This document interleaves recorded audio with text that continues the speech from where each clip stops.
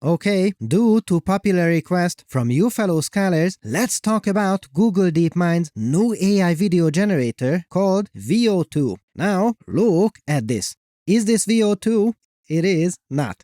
So, what is it then? This is called Video Poet, which was one of the state-of-the-art AI video generators back in the day. Now, what do I mean by saying back in the day? Like 5+ years ago? No, absolutely not. This was a state-of-the-art video AI less than a year ago. And today we can do this.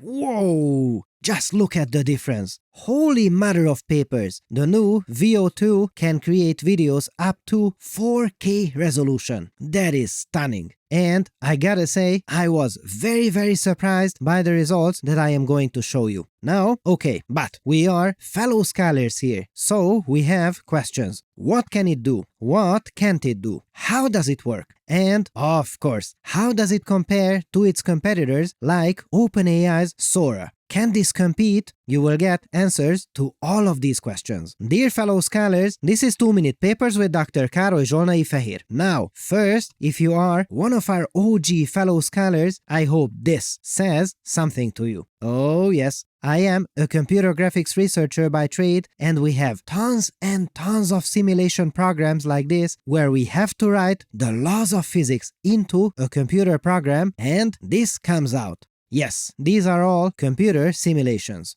However, today we don't even need to do that. An AI video generator can create all of these pixels by itself, and we only need to add a text prompt. Just look at that quality. Incredible, honey. Much better than the company with the same name. Also, when creating humans, this fellow scholar is super lifelike. I see barely any or no flickering at all, super coherent video. So cool. The usual suspects like a drifting car or animated movies are working superbly. And, of course, you can also use this AI to let your imagination run wild and dream up worlds that don't even exist or maybe can't even exist. So good. I am almost ready to believe that this can do absolutely anything. So, can it?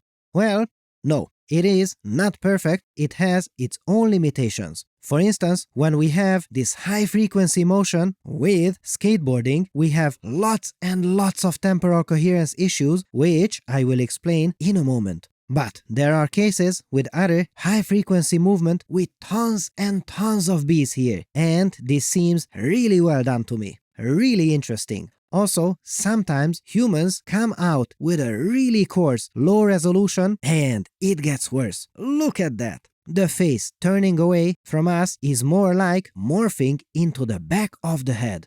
And if we look behind the shoulder of this woman, oh yes, the 2-minute papers special, that is, object permanence issues. Something appears, and when we see it again, it becomes something else.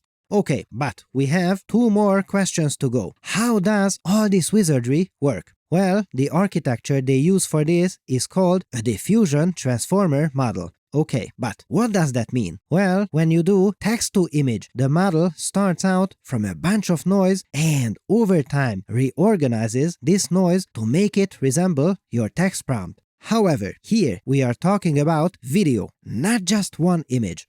So easy, just do it many times after each other, right?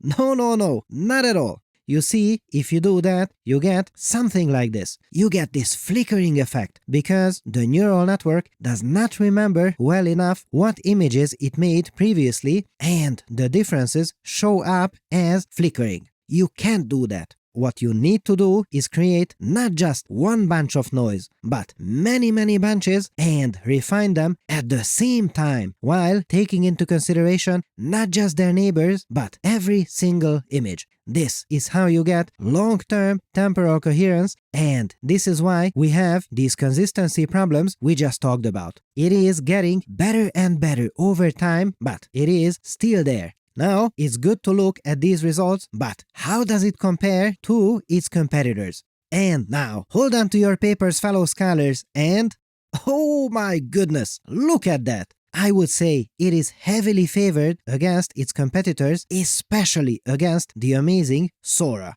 That is a stunning result. Wow! But it gets better. This was about overall quality, but in terms of prompt adherence, wow! It is also doing extraordinarily well. This is where scientists test how closely the videos are following your text prompts. Super important, because something can look amazing, but not be what you asked for at all. This is not the case here. It is also interesting how the results correlate with the quality as well. Now, note that this is not from a peer-reviewed study, so, of course, every wise fellow scholar, like you, applies a small grain of salt here. I wanted to try it out too, and yes. Maybe you fellow scholars will have better luck with it. There is a link in the description, so please let me know in the comments below. And to think that this was possible less than a year ago, and now this. It is unbelievable how far we have come. There is so much to be excited about in the near future. What a time to be alive! What do you fellow scholars think? Let me know in the comments below. To run your own experiments on an NVIDIA GPU, check out Lambda. I use it myself regularly for these videos.